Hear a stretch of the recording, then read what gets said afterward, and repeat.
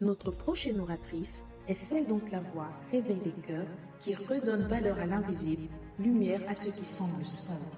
Elle s'appelle Nifa Kompessa, affectueusement appelée Maman Nifa. Elle est avant tout une servante de Dieu, mentor, auteure internationale, conférencière, révélatrice de beauté intérieure et extérieure, visionnaire du mouvement Femme Exceptionnelle, cofondatrice du ministère Couronné d'amour et la First Lady de l'Église Maison Royale Internationale, épouse, mère de plusieurs enfants. Elle a connu ses propres chemins de blessures, d'incertitude et de doute, mais lorsqu'elle a choisi de marcher avec Dieu, elle a découvert son identité divine. Elle partage depuis des outils, des mentorats, programmes en ligne et retraites pour t'aider à révéler la majesté que Dieu a plantée en toi. Que tu sois blessé, fatigué, assoiffé par les émotions ou simplement assoiffé d'une vie plus divine, ce message est pour toi. Es-tu prête à t'aventurer sur ce chemin? Es-tu prête à te révéler en tant que la femme et la mère de promesses que Dieu dit que tu es? Accueillons ensemble pour l'écouter attentivement la servante de Dieu, Nifa Kompessa. Alléluia. Est-ce qu'on peut m'aider? Est-ce qu'on peut se lever pour acclamer le Seigneur pour sa servante, ma sœur, Lady Nifa Kompessa?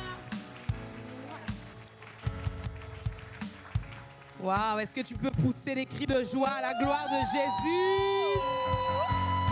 Non, plus fort que ça, plus fort que ça. Je veux entendre le cri d'une mère sentinelle, le cri d'une mère qui est venue obtenir sa victoire et rien de moins. Oh yes, come on, come on, come on, come on, on va travailler ensemble. Je veux entendre le cri d'une mère, mais c'est un cri de victoire. Pousse le cri de joie in the face of your enemy. Oh, est-ce que tu peux crier plus fort que ça? Aujourd'hui, c'est ton jour. Ce soir, c'est ta soirée. Aujourd'hui, tu ne sortiras pas de cet endroit tel que tu es venu. Est-ce qu'on m'entend comme il faut? Est-ce qu'on peut monter mon micro? Shanderebo Shayaraba. Oh, acclame encore. Parce que dans le monde spirituel, même les acclamations sont des armes. Les acclamations sont des armes. Quand tu acclames, la victoire te localise. Quand tu acclames, la guérison te localise. Quand tu acclames, les chaînes tombent. Quand tu acclames, je dis que même ton utérus est en train de s'ouvrir. Quand tu acclames, peu importe ce que l'ennemi a décidé de faire contre ta vie, ça tombe ce soir. Sharaba Senderebosha. Alléluia. Alléluia. Amen. On a déjà décollé. Je n'aurai pas grand chose à faire. Parce que la servante de Dieu qui est passée tout à l'heure avec feu. En tout cas, nous acclamons encore le Seigneur. Quelle soirée. Moi je suis chez moi, hein. C'est elle l'invitée ici. Moi je suis chez moi. Moi j'ai grandi à Montréal. Ça fait plus de 25 ans que je suis là. Moi je suis chez moi. Mais j'aimerais qu'on prenne le temps d'honorer. Alléluia. J'aimerais qu'on prenne le temps d'honorer la servante de Dieu qui a eu la vision. Mais alors quelle vision? Une vision exceptionnelle. Une vision. Donc vous savez des fois quand Dieu met des choses dans votre cœur, hein, toi tu penses que c'est pour toi. Tu n'as aucune idée d'à qui même le Seigneur est en train de penser quand il te donne un rêve. C'est dommage que tu procrastines. Parce que si tu avais le courage, si tu avais l'audace, les amis, venir de Paris, organiser un tel programme à distance, quoi? Il faut le faire.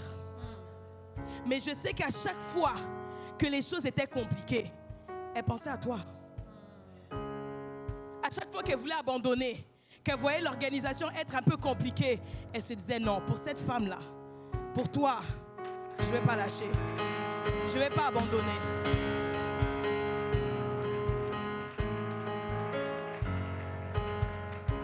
J'aimerais qu'on honore cette servante de Dieu. Correctement. Correctement. Maman Nadia, may God bless you. Can I speak English? May God bless you. In the mighty name of Jesus. Que le Seigneur te multiplie. Qu'il est temps d'encore t'élever.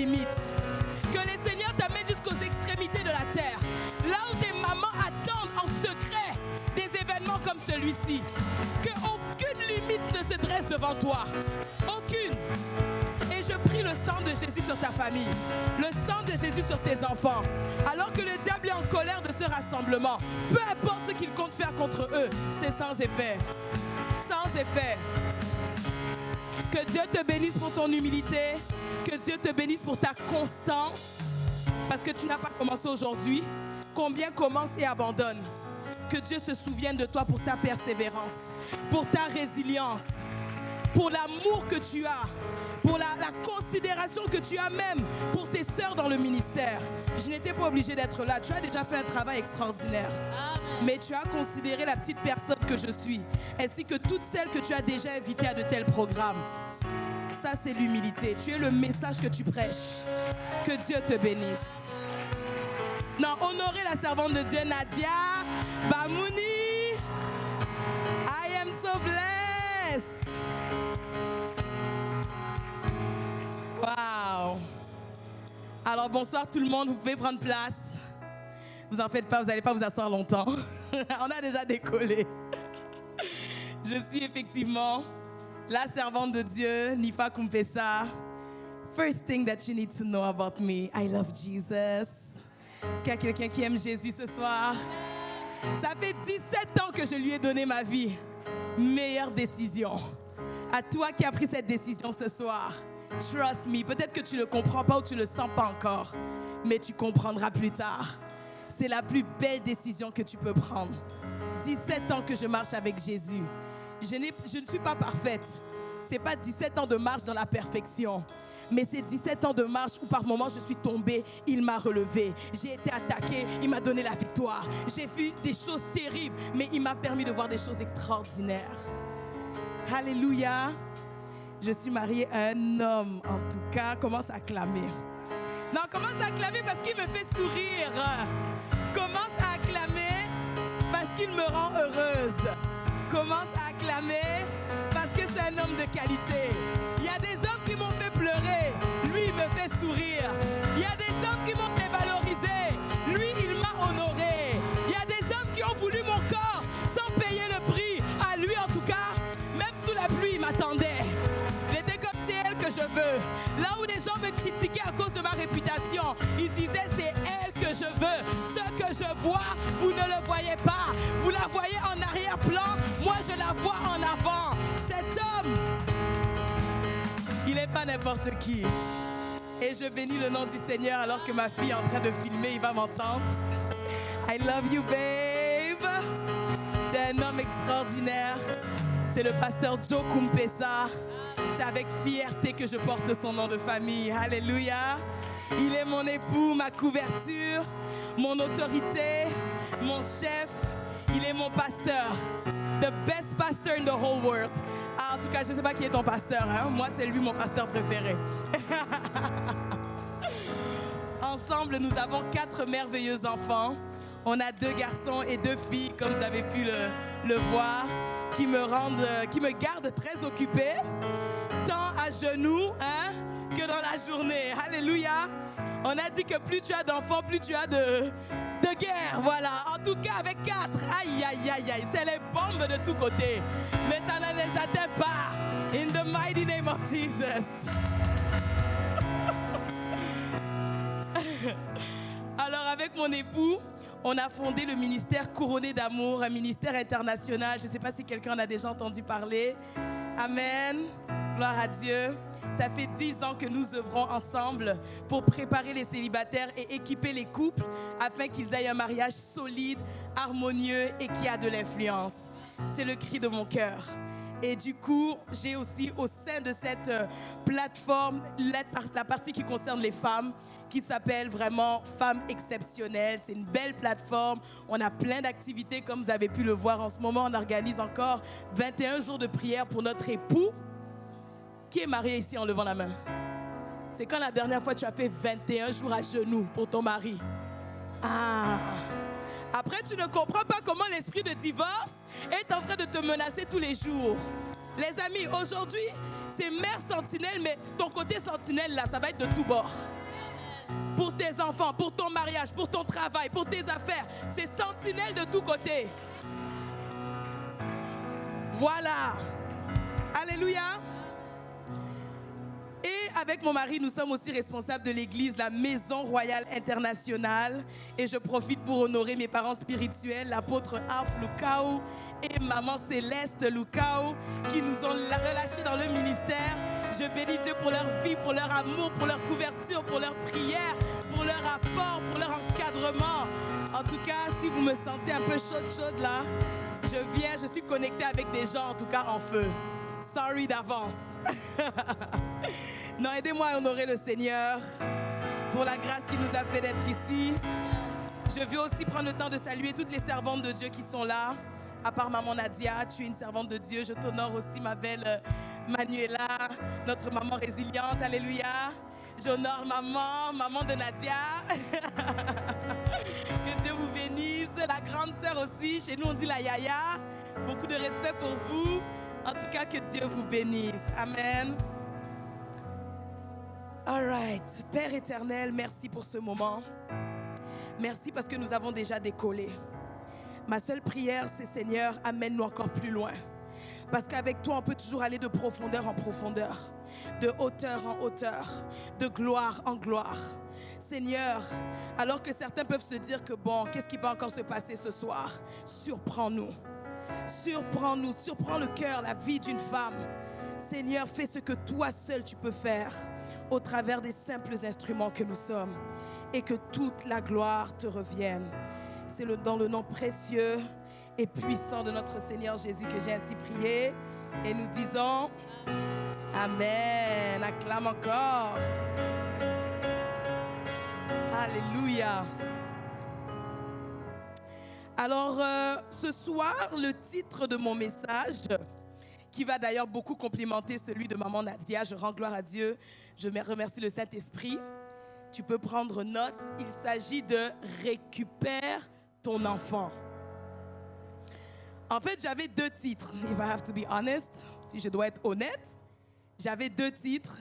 Mon deuxième titre, c'était Parle sévèrement. Vous préférez lequel? Récupère ton enfant, mais il faut parler sévèrement. C'est bon, récupère ton enfant. Alléluia. Alors nous sommes dans Matthieu 17, chapitre 17, verset 14, pardon. J'imagine que ça va être projeté. Matthieu 17. Sinon, tu n'as pas ta Bible, on est à la veillée.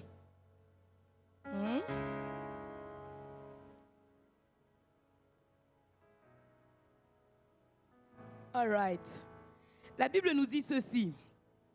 Lorsqu'ils furent arrivés près de la foule, un homme vint se jeter à genoux devant Jésus et dit, « Seigneur, aie pitié de mon fils, qui est lunatique et qui souffre cruellement. Il tombe souvent dans le feu et souvent dans l'eau. » Verset 16. « Je l'ai amené à tes disciples et ils n'ont pas pu le guérir. » Verset 17. « Race incrédule et perverse, répondit Jésus. Jusqu'à quand serai-je avec vous? Jusqu'à quand vous supporterai-je? Amenez-le-moi ici. » Verset 18. Jésus parla au démon qui sortit de lui et l'enfant fut guéri à l'heure même. C'est pas fini. Verset 19. Alléluia. Alors les disciples s'approchèrent de Jésus et lui dirent en particulier, en fait, là c'est moi qui mets un peu depuis quand. Jésus, viens, on va parler un peu. Qu'est-ce qui s'est passé? Comment toi tu as chassé le démon directement? Là, nous on a essayé, l'un a essayé, après on a dit non, toi essaye. Mais personne n'a réussi, on n'a pas pu chasser ce démon. Verset 20. C'est à cause de votre incrédulité, leur dit Jésus. Je vous le dis en vérité, si vous aviez de la foi, comme un grain de sénévé, vous diriez à cette montagne, transporte-toi d'ici, là, et elle se transporterait. Rien ne vous serait impossible. Mais, verset 21, cette sorte de démon ne sort que par la prière et par le jeûne. Aujourd'hui, je vais prêcher. je vais témoigner, je vais prier, je vais décréter et je vais parler sévèrement. Est-ce qu'on peut faire ça? Alléluia. Ça veut dire que toi qui veux recevoir ton miracle pour la conception, tu vas recevoir. Toi qui pries pour tes enfants, tu veux leur guérison, leur restauration, leur transformation, même leur délivrance, tu vas recevoir. Si j'étais à ta place, j'écouterais cette prêche avec dans ma main la photo de mon enfant. Si tu es maman, ouvre ton téléphone, mets déjà la photo de l'enfant. Il faut que l'enfant te regarde quand tu prononces des choses direct. Alléluia. Et même toi qui es là, tu n'es pas maman, tu n'as pas d'enfant. Ne t'en fais pas. Le Seigneur t'amène à une nouvelle dimension. C'est une soirée extrêmement prophétique. C'est dans ces soirées qu'on n'est pas distraite. Et ma FE, je suis contente de vous voir. FE, femme exceptionnelle. Toi aussi, tu es femme exceptionnelle. Que Dieu te bénisse. C'est très important. Ne soyons pas dans la distraction parce que chaque situation qui se passe est orchestrée par le Saint-Esprit. Alléluia. Donc toi-même qui n'es pas maman, tu vas à une nouvelle dimension ce soir. Retournons au verset 14. Lorsqu'ils furent arrivés près de la foule. Donc là, ce qui se passe, c'est que Jésus est avec ses disciples. OK? Il se dirige vers la foule. Arrivé près de la foule, il y a un homme qui sort de nulle part. Et la Bible dit qu'il se jette directement à genoux devant Jésus. On va d'abord s'arrêter ici. Ce qui m'intéresse, c'est l'attitude de cet homme. Vous savez, quand tu attends quelque chose de Dieu, tu ne peux pas être froide, tu ne peux pas être gêné, tu ne peux pas être timide, tu dois être agressif, tu dois être violent. C'est comme ça que cet homme n'a pas regardé à la foule. Lorsqu'on va dire commençons à prier, si tout à l'heure tu étais assis dans le calme, cette fois-ci c'est ta dernière chance. Tu vas te lever, tu vas circuler dans la salle. Parce que cet homme, il n'a pas levé la main en mode, bon, peut-être qu'il va me remarquer. Non, directement, il est allé vers Jésus. Je prie que tu aies cette attitude, cette audace ce soir. Alléluia. Il est allé vers Jésus, il s'est jeté à genoux devant lui. Et le truc avec cet homme, c'est qu'il n'était pas n'importe qui. Comme nous l'avons lu dans le reste de l'histoire, on va revenir là-dessus dans un instant. C'était le père de l'enfant qui est malade.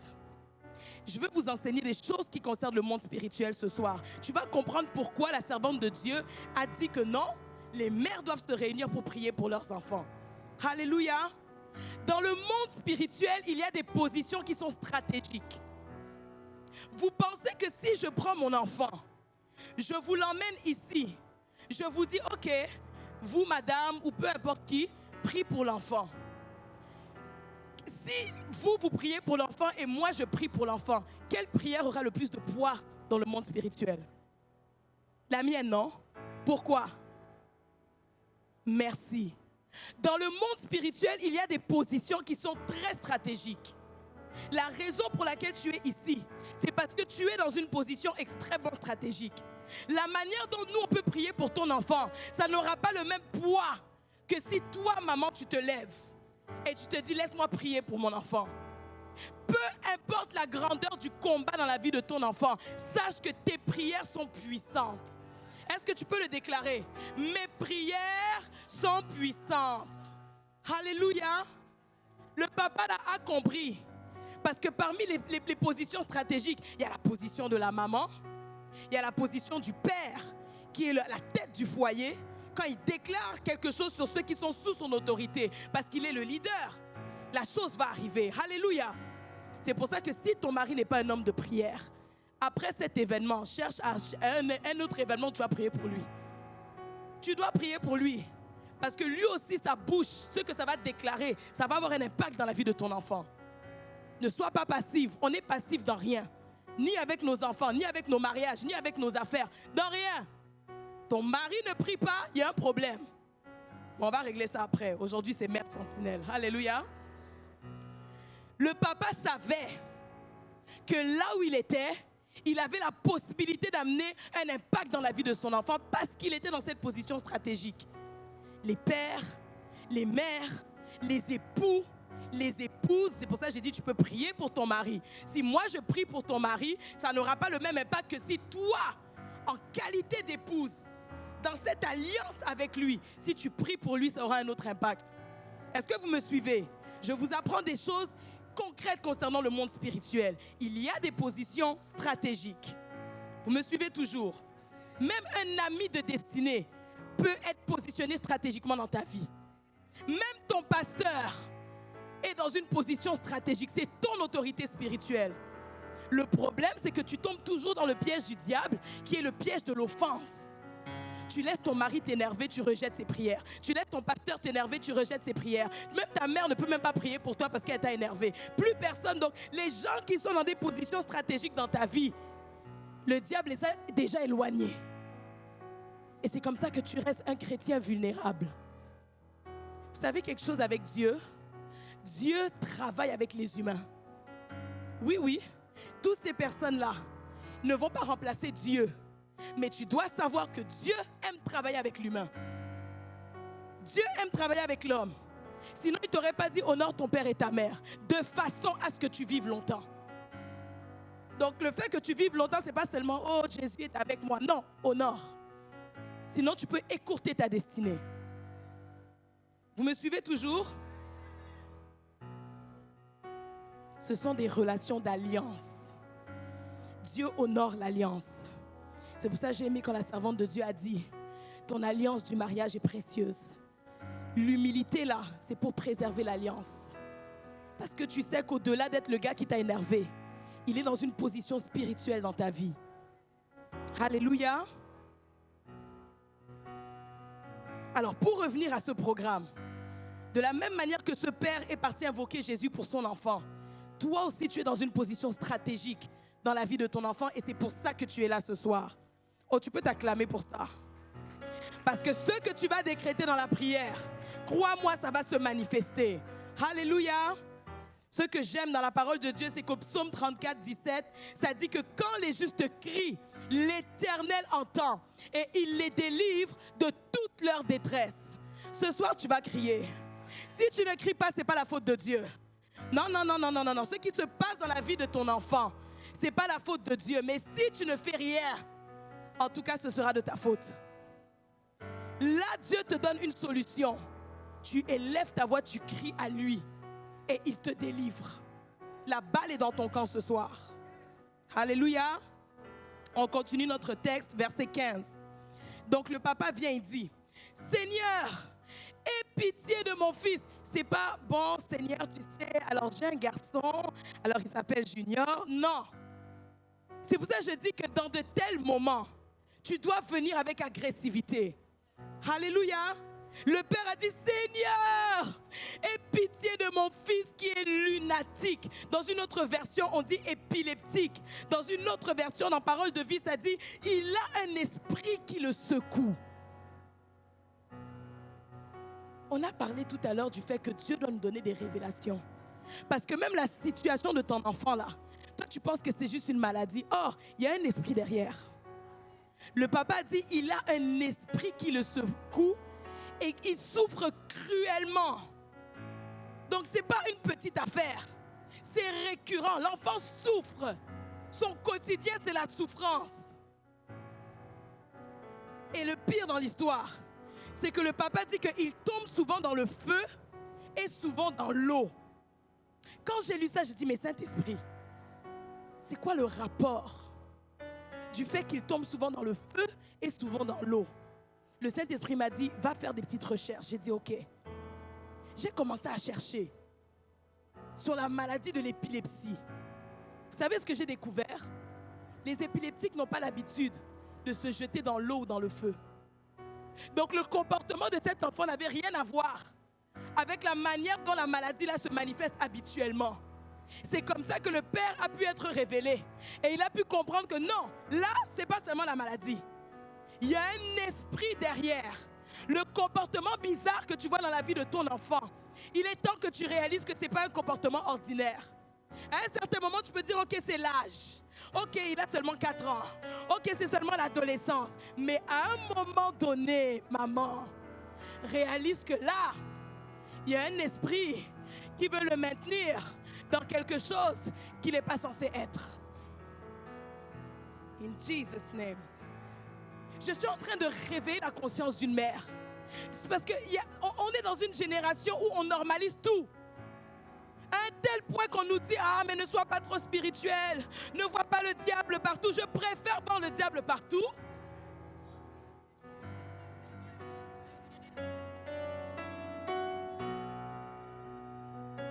Quand une chose n'est pas logique, comprends que c'est spirituel. Le papa l'a été révélé.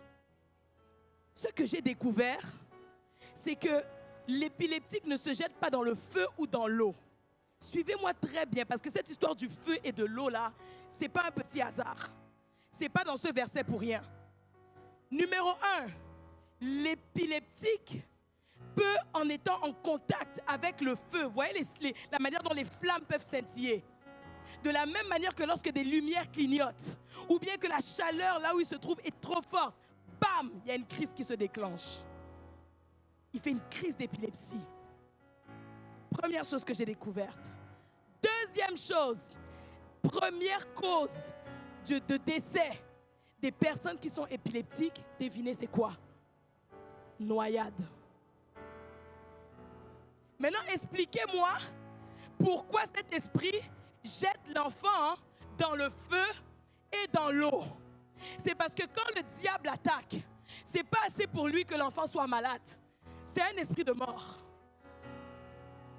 J'ai envie qu'une femme s'énerve ce soir, désolée. J'ai envie qu'une femme regarde sa situation et dise, mais attends, le diable s'est moqué de moi. Donc la maladie se manifeste de manière anormale parce que le but n'est pas que l'enfant soit malade, mais c'est qu'il meure. Je vous raconte une histoire. Ma première fille, je l'ai eue en 2016. Je tombe enceinte. Avant elle, j'ai eu une fausse couche, mais je reviendrai sur ça. 2016, je tombe enceinte, j'accouche, tout se passe bien. 2-3 jours plus tard, les infirmières, comme vous savez, viennent à la maison, non? Ils viennent prendre tes signes vitaux. Est-ce que tu fais de la fièvre? Est-ce que tu es correct et tout? J'étais tellement à fond dans mon premier bébé que je n'ai même pas remarqué que je faisais une fièvre terrible. La dame m'a juste touchée comme ça. Elle m'a dit, mais madame, voyons donc, vous êtes donc bien chaude. Désolée si tu ne comprends pas, là, c'est notre langue. Hein? C'est entre nous. Madame, vous êtes donc bien chaude, non? Là, vous devez aller à l'hôpital. Je suis comme, mais non, je viens d'accoucher, là, comment je vais faire? Non, non, non, non, non, on ne peut pas rester là, là. À 40 de fièvre, vous devez me suivre à l'hôpital. Je vais traduire après. J'ai dit, OK, je fais quoi avec mon bébé? Ben là, y a-t-il quelqu'un qui peut le garder? Je suis comme, OK, je vais appeler ma marraine. Ma marraine est venue. Puis là, immédiatement, on se dirige vers l'hôpital. À peine arrivé à l'hôpital, je reviens. Je ne peux pas vous expliquer. Une douleur terrible a commencé à se manifester dans mon ventre. Je ne pouvais plus marcher. Chaise roulante. À peine arrivé dans la pièce là où on m'a mis, j'ai commencé à avoir... Excusez-moi, en plus, il y a des hommes. On n'avait pas dit que c'était pour les femmes. En tout cas, des symptômes là que je suis gênée de dire devant les hommes. Les affaires sortaient de partout. C'était disgusting. Horrible. Mais le plus grave dans l'histoire, c'est que personne dans l'hôpital savait ce que j'avais. Ils ont fait venir mon médecin. Ils ont fait venir les gynécos. Jusqu'à aller chercher le microbiologiste de l'hôpital. Lui, il ne rencontre pas les patients. Il a dit, madame, j'ai passé toute la nuit sur votre cas. Il est venu me voir. Il a dit, je cherche encore. Parce que tous les cocktails de médicaments qu'on te donne, la fièvre ne tombe pas, tu ne guéris pas. Ça fait qu'aller de mal en pire. Les amis, j'étais devenue mourante. Ma peau pélait. Ma fille n'avait que 4 jours. Il fallait que je l'allaite. On me l'amenait, j'allaitais et bam, elle ressortait de la pièce. D'ailleurs, pour venir dans la pièce, tu devais être habillé en combinaison. Covid n'existait pas à cette époque. Hein. On a vécu ça. Masque, toute la combinaison. J'étais là alitée. Les amis, si je n'avais pas des gens capables de prier pour moi, je ne serais même pas là. Mais maintenant, pourquoi ces gens-là se sont levés dans la prière? Parce que quand tu vois que humainement parlant, il n'y a plus de solution, tu dois te tourner vers le spirituel. En fait, quand tu réalises que l'attaque là même, ce n'est pas normal, tu ne peux pas vouloir combattre une situation spirituelle avec des armes physiques. C'est comme ça qu'ils sont montés en prière. Mon mari, mes parents, tout. Et ils m'ont fait sortir du cercueil là où ils voulaient me mettre. Du jour au lendemain, j'ai commencé à guérir. Juste comme ça. Ils me disent, oh bon, vous aviez une pneumonie, endométrite, donc c'est quoi? Si c'est infection à l'utérus, infection urinaire, infection au poumon. Donc j'avais comme 10 infections à la fois. C'était grave. Et puis paf, du jour au lendemain, c'est commencé à guérir. Les choses évoluent. Entre-temps, j'ai eu le temps d'avoir mon garçon, mes 2 garçons, la petite dernière. Maintenant, ce qu'il faut savoir, c'est que durant ce parcours, jusqu'à arriver à la dernière, j'ai eu des fausses couches. Mes fausses couches sont arrivées à 5 mois de grossesse. Là, ce n'est pas le sang qui coule. Là, il faut aller accoucher. Là, tu vis les contractions, tout. C'était horrible, à chaque fois. Alors, pour faire une histoire courte à cause du temps, on m'a dit à l'hôpital que madame, vous avez un col de l'utérus qui est incompétent. Ça veut dire que vous, les grossesses, ça lâche. À 5 mois, le bébé ne peut pas être retenu, donc il faut faire les cerclages. J'épargne encore les détails. Au final, oh merci. Au final, elle m'a déconcentrée. Au final, merci. J'arrive pour accoucher la 4e. Alors la manière dont ça se passe, arrivé à 36 semaines de grossesse, on te dit, madame, tu viens à l'hôpital, on te retire le cerclage. Maintenant, moi, je suis allée à l'hôpital à 36 semaines et comme j'ai eu déjà des épisodes de fausses couches, comme on m'a déjà dit que j'ai col incompétent, je me suis dit, bon, gloire à Dieu, ça s'est rendu jusqu'à 36 semaines, c'est le terme. À peine on va m'enlever le cerclage, oups, le bébé va sortir, n'est-ce pas, non? C'est ça la logique. Bon, 36 semaines passent, le bébé ne sort pas. Je dis, bon, ok, elle se fait désirer, ma petite princesse. 37 semaines, bébé ne sort pas. 38, ça ne sort pas. On me dit, bon, toi, on connaît ton cas ici à l'hôpital. Tu vas nous appeler, oh, je suis sur l'autoroute, je suis en train d'accoucher. Ne prenons pas de risque. 39 semaines, tu viens, nous-mêmes, on provoque. Là, j'ai dit, ah, provoquer. Ils ont dit, madame, tu connais ton histoire. Même pas 30 minutes, tu vas accoucher. J'ai dit, ouais, bon, c'est vrai. J'arrive à 39 semaines à l'hôpital. Les amis, on me provoque à 11h comme ça du matin. Je me dis, d'ici midi, c'est bon. Midi passe, bébé sort pas. 13h, je ne suis même pas dilatée. 14h, il n'y a rien qui bouge. 15h, donc là maintenant, quand ils voient qu'il n'y a pas de changement, qu'est-ce qu'ils font? Ils augmentent la dose de l'oxytocine, l'hormone là qui provoque les contractions. Les amis, j'ai accouché tous mes enfants sans péridurale. Mais la dernière là, elle a eu raison de moi. J'ai dit jamais, fini. Mais écoutez la fin de l'histoire. On augmente la dose de quoi? De oxytocine, la douleur, les amis. J'ai dit ça, c'est plus normal. Dès que tu vois une situation bizarre, anormale, illogique, tu n'as pas besoin de trop réfléchir. J'ai compris tout de suite que là, c'est une attaque. Le Seigneur m'a dit, prière, ouvre ta Bible. Je tombe sur Ésaïe 66, 9. La Bible me dit, est-ce moi qui ouvrirai-je le ventre maternel pour ne pas laisser un enfant naître? Dit l'Éternel. Moi qui fais naître, empêcherai-je d'accoucher? J'ai dit, ah, ok. So that guy is fooling me around again. Prière. Prière, prière, prière, prière. Jusqu'à ce que je commence à dilater. Arrivé à 8 cm, et je sens le bébé qui descend. Je dis à mon médecin, c'est parce que je le sens descendre, là, mon enfant. Là. Non, madame, vous êtes à 8 cm, ça, vous ne pouvez pas accoucher maintenant, là, vous allez déchirer. J'ai dit non, c'est parce que bébé arrive. On me dit, madame, vous êtes à 8 cm, vous allez déchirer, là. Retenez ça, retenez-vous. J'ai dit, madame, c'est pas possible, bébé arrive. Même pas 10 cm, le Seigneur a dit, go. L'enfant est sorti, aucune déchirure, un bébé en santé, mon bébé de consolation a béni le nom de l'Éternel. God is faithful. Hallelujah. Les amis, il faut savoir discerner quand la situation est devenue spirituelle. Tu ne peux pas continuer dans le naturel quand tu vois que la chose a déjà shifté. Alléluia. Et comme j'ai dit, l'enfant se jetait dans l'eau et dans le feu. Dans le feu et dans l'eau. Le Seigneur m'a amené à réfléchir un peu plus loin. Bon, je dois avouer que quand je méditais, j'étais avec mon mari. Il m'a aussi donné des insides. Hein? Bénissons Dieu pour le pasteur. Alléluia. Je suis en train de prendre toute la gloire là. Non, il m'a aussi dit les choses. OK. Du coup, on a compris ceci. Quand l'enfant est jeté dans le feu, on a compris que c'est une attaque qui concerne son extérieur. Suivez-moi bien. Quand l'enfant est jeté dans l'eau, c'est une attaque qui concerne son intérieur. Parce que quand le feu te brûle, ça brûle ta peau. Quand quelqu'un se noie, la noyade commence from inside. Est-ce que vous me suivez? Le Saint-Esprit m'a dit, quand tu vois un enfant qui est jeté dans un feu, c'est un enfant qui a des excès de colère.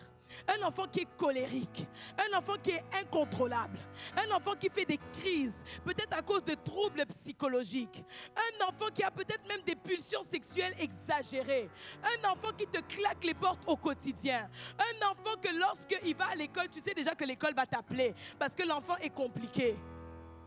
Ça, c'est un enfant qu'on a jeté dans le feu. Oh, don't worry, il y a la solution ici. Don't worry, je veux juste que tu t'énerves un peu. L'enfant qu'on jette dans l'eau, c'est un enfant qui est appelé à se noyer. Donc déjà, toute sa destinée doit être noyée. Toute son identité même devient étouffée. Un enfant qu'on jette dans l'eau, c'est un enfant que tu le vois comme ça, tellement beau, tellement cute, mais la peur l'a déjà envahi. On l'a plongé dans l'eau de la peur, dans l'eau du manque d'estime de soi, dans l'eau de la dépression. Des fois, c'est même dans l'eau de l'intimidation. Ça le tue de l'intérieur.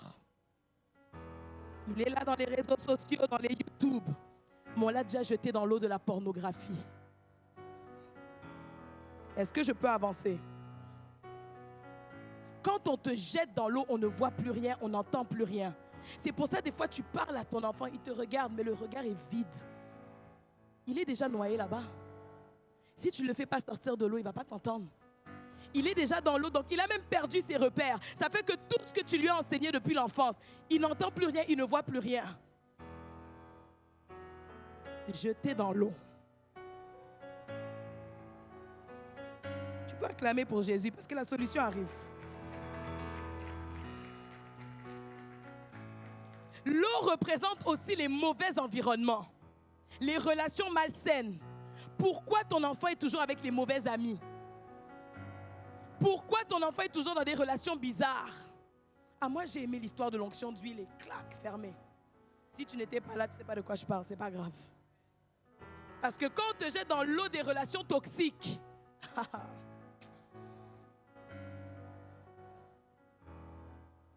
il y a l'eau du mauvais environnement. Voilà pourquoi ce soir, tu es venu pour parler sévèrement contre toutes les formes de feu, toutes les formes d'eau dans lesquelles l'ennemi veut jeter ton enfant. Si même tu reconnais qu'on l'a déjà jeté là-dedans, ce soir, tu récupères ton enfant. Alléluia. Tu vas le récupérer. Dans le nom puissant de... J'ai aimé le verset 16. Il dit, je l'ai amené à tes disciples, mais ils n'ont pas pu le guérir. Combien d'entre nous avons appelé nos amis, nos collègues, peut-être même que tu as amené ton enfant chez le médecin, peut-être que comme moi, tu as été confronté à ces diagnostics. En fait, les médecins ne savent même pas quel diagnostic donner. Ils ne savent pas expliquer ce qui se passe avec ton enfant. Ils ne savent pas. Alors mon deuxième, j'ai un témoignage pour chaque enfant.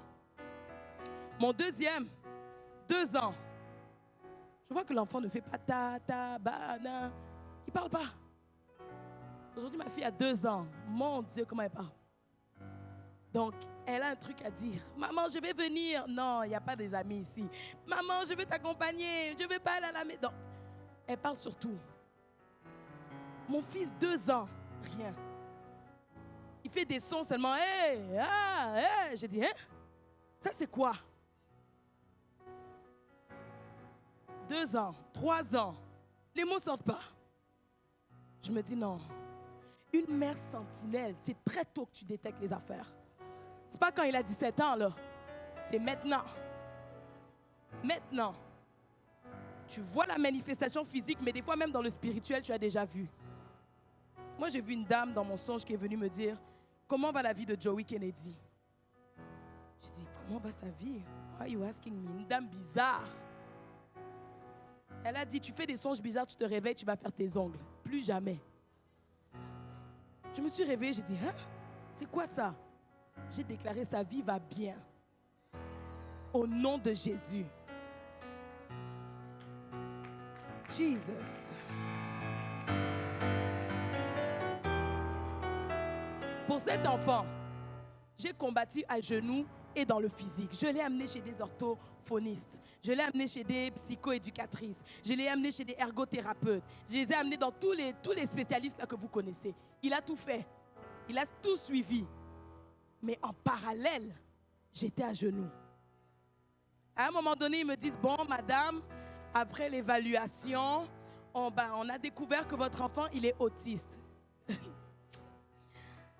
J'ai dit, qui? Joey? Ça, c'est un prophète. Oh non, come on. Come on. The devil is a liar. J'ai dit, ça, c'est un prophète. Il va proclamer les oracles de l'Éternel. Je ne sais pas qui tu es parti consulter. Je ne sais pas quel diagnostic on t'a donné.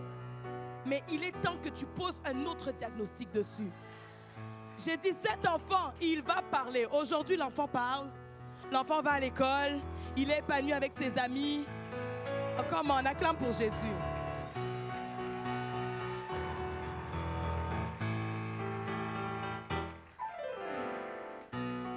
Les amis, cet enfant, c'était tellement grave. Je racontais à la servante de Dieu. Vous voyez le témoignage qu'elle a donné. Je l'écoutais et j'étais comme waouh. Je suis partie en Afrique du Sud avec mon fils, avec mes 2 garçons. L'autre, il avait à peine peut-être 3 mois comme ça, 4 mois. Joey Kennedy, il avait 2 ans, hein? Oui. L'enfant fait des crises en désordre. Vous imaginez, j'arrive à l'aéroport. J'ai le bébé dans le porte-bébé. Lui, il était tellement agité qu'il fallait que je le tienne avec une laisse. Sinon, j'allais le perdre. C'est le genre d'enfant qui n'a pas conscience. Il s'enfuit partout, n'importe où. Maintenant, arrivé devant les douaniers, l'enfant fait une crise. Vous savez qu'est-ce qu'on me dit? On me dit, madame, si vous ne me prouvez pas qu'il est votre enfant, vous rentrez. Donc la crise était tellement grave qu'on a douté que j'étais sa mère. Tu peux rire du diable. Tu peux rire du diable. À ce moment-là, c'était pas drôle. Aujourd'hui, c'est drôle. Tu peux rire du diable. J'ai dit jamais. Cet enfant, c'est mon miracle ambulant. Je l'appelle comme ça depuis des années. Et chaque jour, je ne fais que voir la progression. Et pourquoi je parle de ça de manière aussi vulnérable? C'est parce qu'il y a une mère qui se bat en ce moment. Et peut-être que ton miracle n'est pas encore instantané, mais t'en fais pas. Ça va aller de progression en progression, mais à chaque étape, tu dois bénir le nom de l'Éternel.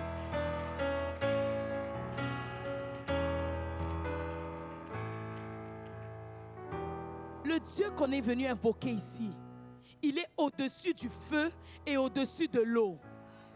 Non, si tu ne me crois pas, rappelle-toi de l'histoire dans Daniel.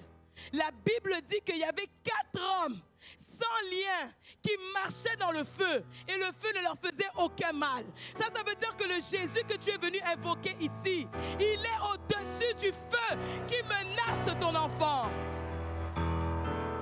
My God. Le même Jésus, la Bible me dit dans Matthieu que vers la fin de la nuit, Jésus se dirigea vers ses disciples en marchant sur les eaux du lac. Je ne sais pas dans quelle eau on a plongé ton enfant, mais le maître des eaux est celui qui va l'arracher, le changer, le délivrer, le transformer dans le nom de Jésus. Jesus. Tu dois parler sévèrement ce soir.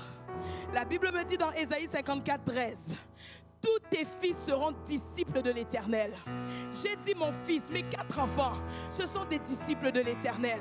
La Bible dit, et grande sera la prospérité de tes fils. Ce soir, tu as reçu beaucoup de versets. Ce sont tes promesses. Tu dois les attacher à ton cœur, les attacher à ton cou. Tu dois les graver en toi. Et in the face of the enemy, tu dois les déclarer. Alléluia. Oh mon Dieu. My God, le temps. Jesus. On va continuer. Verset 17. Verset 17, Jésus dit. Donc il vient et dit, ben voilà, est-ce que tu peux, le papa dit, est-ce que tu peux guérir mon fils? J'ai été voir tes disciples. Ils n'ont pas pu. Verset 17. Race incrédule et perverse. Dans une autre version, on dit infidèle à Dieu, répondit Jésus. Ou bien s'exclama Jésus. Ça veut dire qu'il a parlé sévèrement à ses disciples. En mode, what? Depuis tout le temps que vous marchez avec moi là, vous êtes encore cette race d'incrédules et infidèles à Dieu. Il dit même, jusqu'à quand serai-je avec vous? Jusqu'à quand vous supporterai-je? Allez, amenez-le-moi en parlant de l'enfant. Je dois parler sur ça. Je saute d'abord le verset 18, je vais revenir. Verset 19. Alors les disciples s'approchèrent de Jésus. Au moins, ils étaient un peu humbles. On vient de les chicaner, mais quand même, ils viennent. Chicaner, donc on les a... c'est pas facile, hein? Quand on a des invités, on ne sait plus comment parler. OK. Ils disent, verset 19, ils s'approchèrent de Jésus et lui dirent en particulier, pourquoi n'avons-nous pu chasser ce démon? Et ce soir, je dois te partager 3 points sur cette autorité que tu as en Jésus-Christ et qui va te permettre de récupérer ton enfant. Alléluia. Si je ne te partage pas ces points, tu risques de te chauffer, et puis rien ne se passe. Parce qu'il y a certains d'entre vous, vous avez déjà été dans des réunions de prière, mais il n'y a pas eu de changement. Je veux m'assurer que vous veillez sur ces 3 points ce soir. Parce qu'on ne sait pas quand est-ce qu'elle va revenir. On doit maximiser cet événement. Alléluia. Merci. Numéro 1. Pourquoi ils n'ont pas pu chasser ce démon? Tu dois savoir que l'autorité que tu as en Christ, elle doit être activée par la foi. Point numéro 1. L'autorité est activée par la foi. Ça nous amène au prochain verset, le verset 20. Jésus répond, c'est à cause de votre incrédulité, leur dit Jésus.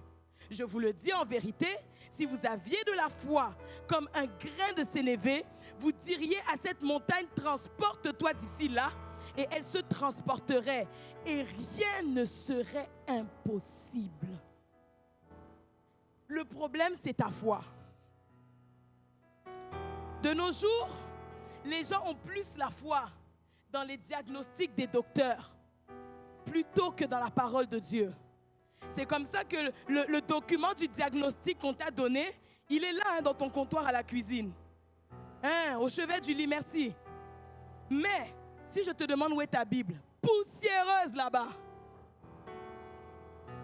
Le diagnostic est là devant tes yeux, mais ta Bible est où? Les gens ont plus la foi en ce que les gens disent. Maintenant, c'est ChatGPT, Google, AI. Mais Dieu dit quoi? En fait, c'est ta responsabilité de chercher un verset qui colle à ta situation. Peut-être que mon verset ne sera pas le tien, mais tu ne peux pas ne pas avoir de verset. Dès qu'une situation arrive, qu'est-ce que la parole dit par rapport à ça? Est-ce qu'on se comprend? Il y a des femmes ici, vous attendez pour concevoir. Mais si je vais dans Exode 23, 26, la Bible dit, il n'y aura dans ton pays ni femme qui avorte, ni femme stérile. Je remplirai le nombre de tes jours. Tu peux t'approprier cette parole et dire que plus jamais dans ma maison. Le pays là dont on parle, c'est ta maison. Il n'y aura plus personne ici qui va faire des fausses couches. Si je ne m'étais pas levée pour déclarer que plus jamais je ferai des fausses couches, j'allais continuer d'en faire. À un moment donné, j'ai regardé mon cas. J'ai dit, mais pourquoi je dois toujours faire des fausses couches? Et puis c'est toujours au même moment. Les amis, quand l'affaire est répétitive, ne cherche pas qu'un prophète t'explique. C'est déjà clair. C'est démoniaque et satanique. Mais c'est à toi de te lever avec la vérité de la parole de Dieu, de placer ta foi dedans et de rejeter ça. Le problème avec beaucoup, c'est qu'ils sont intimidés par les symptômes de leur enfant. Les amis, si je me serais arrêtée aux crises là de mon fils, aujourd'hui, il n'y aurait pas eu de progression. Il n'y aurait pas eu de progression. Il a fallu que je sois plus forte que ce que mes yeux voyaient. Tu ne peux pas être découragé par ce qui se passe concrètement en ce moment. Commence à déclarer que ça là, c'est un miracle en devenir. C'est un miracle in motion. Donc ça se passe live. Cet enfant est en train d'être guéri. Tu dois le proclamer. Quand tu vois la crise, tu dis, ah, ok Satan, donc mon témoignage là contiendra aussi ça. Tu dois changer ton regard, maman. Change ton regard sur la situation. Ne laisse pas le diable te dire que tu perds ton temps dans la prière, que tu perds ton temps à l'église, que tu perds ton temps à espérer sur cet enfant. Tu dois apprendre à fermer tes oreilles à ce que Satan essaie de te dire et à te focaliser sur les promesses de Dieu sur toi. Alléluia. Je parle aussi à celles qui se sentent découragées dans l'attente. Je veux que ce soit des points concrets. Ne te décourage pas. Parce que Dieu n'a pas dit son dernier mot. Moi, je marche avec un motto qui dit « It is not over until I win ». Oh, vous ne m'avez pas compris, hein? J'ai dit tant que ce n'est pas fini, tant que je n'ai pas gagné, ce n'est pas fini. Tant que je n'ai pas gagné, ce n'est pas fini. Ce n'est pas fini. L'histoire n'est pas encore finie pour toi. L'histoire ne finira pas comme ça. Non, non, non, non, non, non, non. On ne va pas servir Dieu sans témoignage. Tu dois te relever de ce trauma. Parce que c'est vrai que la fausse couche, c'est traumatisant. Oh, les amis, j'ai pleuré. J'ai pleuré. Il y a des moments, j'ai eu peur. J'ai compris que c'était spirituel. J'ai compris que c'était les attaques du diable. Je commençais à me dire, hé Seigneur, est-ce que vraiment Dieu est plus puissant que... Je connais ces moments. Mais laisse-moi te dire ce soir, comme j'aurais eu besoin qu'on me le dise, le Dieu qui marche avec toi, il est plus grand, il est plus puissant. Il n'y a rien qui peut lui résister. La Bible dit rien ne lui sera impossible. Alléluia. Ce soir, j'ai envie de booster ta foi. Parce que le premier point pour activer réellement, pour marcher dans l'autorité, numéro 1, tu dois activer la foi. My God. Point numéro 2, c'est trop important. Point numéro 2, ton autorité, chère maman, tu dois savoir le protéger par l'intégrité. À ce point-là, vous n'allez pas le trouver intéressant. Mais je vous assure que c'est un de mes plus grands secrets. Si tu ne marches pas dans l'obéissance de la parole de Dieu, tu es en train d'affaiblir ton autorité. Tu as compris que le combat dans ta vie, c'est spirituel. Dans la vie de ton enfant, c'est spirituel. Il faut que tu te lèves, que tu t'attaques à ce démon. Mais le démon ne peut pas te regarder en mode, mais attends, comment tu me chasses alors que hier on a mangé ensemble? Comment tu me chasses alors qu'on a chillé ensemble? Non, parce que quand tu couches avec ce gars-là qui n'est pas ton mari, ni le père de l'enfant, tu es dans mon clan. Maintenant, tu me chasses pourquoi? Tu avais du plaisir. Non, parce que quand tu insultes ton mari, on travaille ensemble, non? C'est moi qui t'ai soufflé l'insulte là. Tu as oublié? Maintenant, tu me chasses pourquoi? C'est ça, non, servante de Dieu? Non, parce que quand même tu es brutal avec ton enfant, tu le traites de stupide. Mais c'est toi qui m'as invité. Maintenant, tu me chasses pourquoi?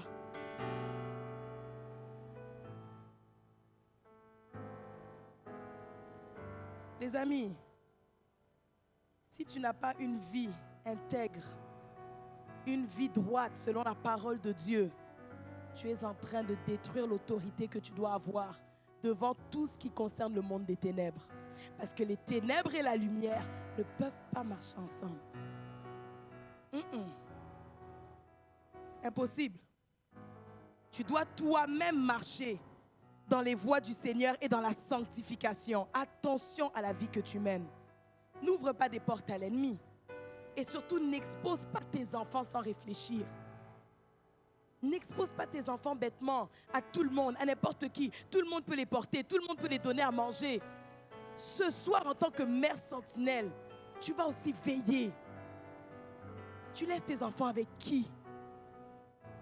Il y a des gens, peut-être tu ne sais pas, tu pries seulement. Mais il y en a d'autres, Dieu t'a déjà montré que cette personne-là, elle est de l'autre côté. Mais tu tiens seulement à laisser tes enfants dormir chez elle. Ce soir, tu vas être une maman éveillée. Parce que tu ne peux pas être là, tu t'es privé de sommeil, tu combats. Et après, tu reprends l'enfant là pour qui on a combattu. Tu pars le remettre dans la gueule du loup.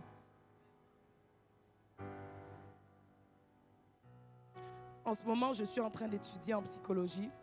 J'ai un grand examen demain. Servante de Dieu, si je rate ça, je vais t'appeler.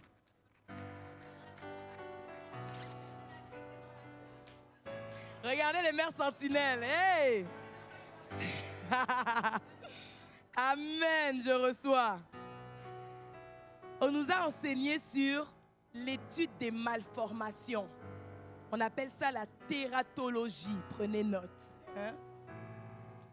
Les malformations sont souvent causées par ce qu'on appelle des tératogènes, comme par exemple des drogues, médicaments, si par exemple tu prends l'alcool, si tu es exposé à des polluants, ou bien si tu es en grossesse, mais tu es malade, tout ça là, c'est des tératogènes. Ça veut dire que ça provoque la malformation. Je vous ai enseigné. Ce qu'on ne m'a pas dit dans mon cours, c'est qu'il y a des tératogènes qui sont spirituels. Le péché que j'ai cité, les paroles négatives, la méchanceté. Même quand tu n'honores pas tes enfants, quand tu les manques de respect, tu les exposes à ce qu'ils soient mal formés, même spirituellement. Et ça va plus loin. Quand toi-même tu es dans une sorte de rébellion, tu n'honores pas, on a parlé de ton mari, peut-être même ton autorité spirituelle, à l'église, ton pasteur, toutes ces choses, ça ouvre des portes. L'insoumission, c'est très dangereux, surtout pour nous en tant que mères. Vous savez pourquoi? Parce qu'en tant que maman, on est des leaders, n'est-ce pas? Tu ne peux pas être un bon leader si tu n'es soumise à personne. Oh mon Dieu, you weren't ready for that, hein? Tu ne peux jamais être un bon leader si tu n'es soumise à personne. Toi, on ne peut rien te dire. Toi, on ne peut jamais te reprendre. Toi, c'est me, myself and I. Moi, je n'écoute que le Saint-Esprit. J'ai dit tout à l'heure quoi? Le Saint-Esprit travaille avec les humains. Même s'ils ne sont pas parfaits. Si tu n'as pas l'humilité que la servante de Dieu a parlé, tu ouvres une porte terrible dans la vie de tes enfants. Les pires tératogènes, les mauvaises pratiques, la sorcellerie, l'occultisme. Des fois, c'est dans des choses bêtes, hein? Oh oui, telle sculpture est tellement cute. J'ai trouvé ça dans un magasin au coin. Tu ne sais pas que ce truc-là, c'est un hôtel que tu es venu mettre dans ta maison. Donc l'enfant est tourmenté la nuit, il ne fait que faire des cauchemars. C'est le jouet bizarre là que tu as pris. Ah, les amis invisibles. Il y a des choses, tu ne peux pas tolérer ça dans ta maison. Oh, horoscope. Ah, mon fils, c'est un lion. Pardon. Un cancer, un scorpion. Excuse me. Ton enfant est qui? Toi-même, tu vas aller le noyer dans l'esprit de taureau. Les mamans, ce soir, on va combattre correctement. Parce que tu dois combattre et aussi réajuster certaines choses pour que ton autorité reste intacte et que ça aide l'effet positif dans la vie de ton enfant. Finis le temps d'être dans l'ignorance comme ça. La Bible dit, mon peuple périt parce qu'il est dans l'ignorance, parce qu'il lui manque la connaissance. C'est pour ça que j'ai dit non, avant qu'on prie, hein, elles doivent comprendre ces choses. Les malédictions générationnelles. Il y a des choses que toi-même tu as subies. Pourquoi tu fais subir ça à ton enfant? Quand tu faisais les devoirs, on te traitait de stupide. Maintenant, tu aides ton enfant dans les devoirs, tu fais la même chose. N'es-tu pas celle qui peut te lever et dire que non, avec moi, ce mauvais comportement s'arrête? Ça n'a rien produit de positif en toi. Tu te bats avec le manque d'estime de soi. C'est ça qui a fait que tu t'es retrouvé dans des relations malsaines. Je m'excuse d'être dure ce soir, mesdames, mais on doit se dire les vraies choses. Oui, le père de cet enfant, c'est un homme qui n'est pas responsable. Qu'est-ce qui a fait que tu te trouves avec lui? Des fois, c'est le manque d'estime de soi. Tu connais tellement pas ta valeur que tu t'es jeté dans ses bras. Parce qu'on t'avait trop dit de paroles négatives. Malédiction générationnelle. Tu veux faire la même chose avec ton enfant. Come on. Ce soir, on prie et on se réajuste. On n'est pas venu perdre le temps ici. Et quand je dis ça, ce n'est pas pour que tu culpabilises. Et encore moins pour que tu sois dans la peur. Parce que le Dieu que nous sommes venus invoquer, non seulement il peut changer ta situation, mais c'est le Dieu du nouveau départ. Avec Dieu, il y a le concept de la repentance. Tu comprends, tu te répands, on efface. Ne laisse pas le diable te dire que tu n'es pas une maman responsable. Ne laisse pas le diable te dire que tu es responsable de tes malheurs. Ne laisse pas le diable te faire croire que tu mérites ce qui t'arrive. Tu vas écraser sa tête ce soir. Je termine avec ce point. J'ai dit l'autorité numéro 1, activée par la foi, protégée par l'obéissance à la parole, donc l'intégrité. Numéro 3, quand je dis l'intégrité, c'est ce que tu fais quand on ne te voit pas, by the way. Parce qu'on vit dans un monde de réseaux sociaux. Je ne sais pas pourquoi l'Esprit de Dieu me dit de dire ça. Il y a des choses que tu veux projeter dehors, mais est-ce que c'est vraiment ça ta vie? Intègre, ça veut dire qu'on te voie ou qu'on ne te voie pas, que ton leader te voie ou pas.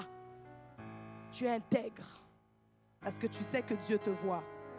Alléluia. Troisième et dernier point. Ton autorité doit être renforcée par des sacrifices. Ah, décidément, mes points n'étaient pas intéressants. Mon but est que vous puissiez travailler avec maturité. On ne peut pas juste prier comme ça et on ne comprend pas ces choses. Il y a des gens, vous priez, mais vous n'avez pas la foi. On a dit point 1, activé par la foi. Il y a des gens, vous priez, mais vous n'avez pas une vie intègre. On a dit prier et intégrité. Numéro 3, sacrifice. Le monde spirituel fonctionne avec des sacrifices. Si tu ne comprends pas cette dimension-là, même le fait que tu sois à la veillée, ça ne va pas porter un bon fruit. En ce moment, tu dois déjà te dire, Seigneur, est-ce que tu vois même le sacrifice? Oui, parce qu'en ce moment, c'est un sacrifice. Mais ce qui donne du poids aussi au sacrifice, c'est quand tu reconnais que c'est un sacrifice. En ce moment, tu as laissé ton lit. Tu as laissé tes enfants. Tu as laissé ton confort. Toi-même, tu dois être consciente que je suis en train de poser un sacrifice. Le monde spirituel fonctionne avec ça. Il y a différents types de sacrifices. C'est pour ça, verset 21. Verset 21. Il dit, mais cette sorte de démon ne sort que par la prière et par le jeûne. Oh oh. Tu vas manger quoi aujourd'hui? Tu es venu ici avec le ventre plein. Bon, c'est pas grave, elle n'avait pas dit qu'on devait jeûner. Nous, on a jeûné pour toi. Alléluia. Il y a des sacrifices à faire. La prière, le jeûne, des offrandes. Je ne sais pas si on va ramasser une offrande ce soir. Je prie que tu lèves une offrande sacrificielle. Ne donne pas les dernières pièces de ton sac. Dis, Saint-Esprit, je lève une offrande sacrificielle pour mon garçon, pour ma fille, pour ma situation. Je viens semer dans cette terre. Je vous enseigne des principes spirituels, c'est biblique. Le temps me manque de tout vous dire. Je sème dans cette terre parce que je sais qu'elle est fertile. Mais on ne va pas semer n'importe où là. Ici, c'est fertile. Tu sèmes et tu as la foi. que cette action spirituelle va produire du fruit. Il y a différents types de sacrifices. Il y a le service. Est-ce que tu sers Dieu? Regarde la servante de Dieu qui est venue de loin. Vous pensez que quel démon va réussir à attaquer son enfant? Quel? Direct. La Bible nous dit ici, j'aime ce verset dans Exode 23, 25. La Bible dit, vous servirez l'Éternel votre Dieu et il bénira votre pain et vos eaux et j'éloignerai la maladie du milieu de toi. Juste servir, ça éloigne la maladie. Les amis, je vous ai dit, j'ai un témoignage pour chaque enfant. Premier, je vous ai dit, j'étais tombée malade, c'était comme si la Covid était là. C'était grave. Deuxième, j'ai parlé de comment le Seigneur l'a guéri, tout ça. Troisième, tout se passe bien. J'accouche. Oh, hémorragie. J'ai perdu 1 litre de sang et j'ai perdu connaissance. Tellement c'était grave. Mon mari a dit pardon. Je vais être veuf ici avec 3 enfants, jamais. Seigneur, ramène mon épouse. Elle est ta servante.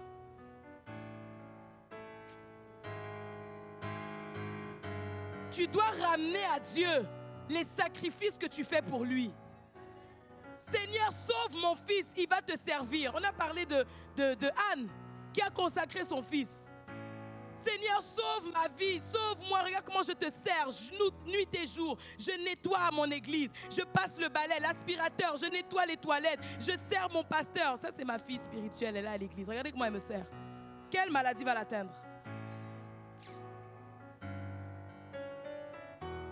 Les amis, servir Dieu, c'est une forme de sacrifice. Parce que tu sors de ton confort. Se sacrifier, c'est quand tu fais un truc qui te rend inconfortable. Mais tu t'efforces de le faire, comme aujourd'hui vous êtes là. Alléluia. Non, acclame pour toi-même. Et lève-toi en même temps. Lève-toi, lève-toi, lève-toi, lève-toi, lève-toi. Maintenant que tu as compris les 3 points, maintenant que tu as compris comment activer ton autorité, on va l'exercer. Alléluia. C'est mon dernier verset, 18. J'avais dit que je le laissais pour la fin. Jésus parla sévèrement aux démons. Je ne sais pas quel démon menace ta vie ou menace la vie de ton enfant. Mais ce soir, tu vas le parler sévèrement. Jésus parla sévèrement aux démons qui sortit de lui et l'enfant fut guéri à l'heure même. Je dis que ce soir, c'est la soirée de ta guérison. C'est la soirée de ta délivrance. J'ai dit que tu dois avoir la photo de l'enfant dans tes mains. Si tu as des enfants, sors la photo. Tu vas commencer à prier. De là où tu es, commence à parler. Commence à parler. Commence à l'équipe de louange, s'il vous plaît. Commence à prier. Commence à prier. Commence à prier. Commence à détruire les eaux. Commence à détruire les feux. Commence à détruire cette maladie. Pourquoi tu ne parles pas sévèrement? Ne laisse pas ce démon blaguer avec ta vie. Élève ta voix. Oh, est-ce qu'on peut se déplacer dans la salle? Est-ce qu'on peut se déplacer?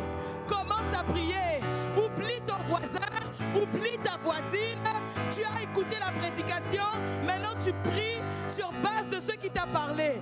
On n'est pas venu se distraire. On est venu combattre. Mais bien plus, on est venu gagner. Élève ta voix. Commence à prier. Commence à prier. Invoque ton Dieu. Parle avec sévérité. Dans le